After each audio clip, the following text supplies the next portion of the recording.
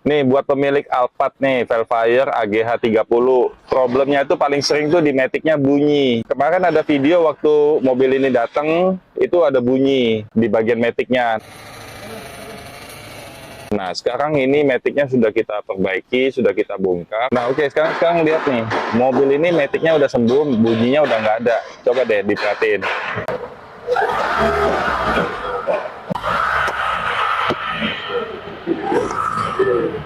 Oke, bunyinya cuma bunyi mesin kan, dari matic-nya udah nggak ada bunyi. Jadi buat pemilik Alphard atau Velfire AGH 30, kalau kalian punya masalah yang sama, bisa hubungin Domo Transmisi. Oke, Domo Transmisi ada di Kelapa Gading, di pusat, dan juga ada di Bintaro, Tangsel, ada di Surabaya, dan juga ada di Bandung, Padalarang. Oke guys, kontak nomor di bawah ini. Thank you.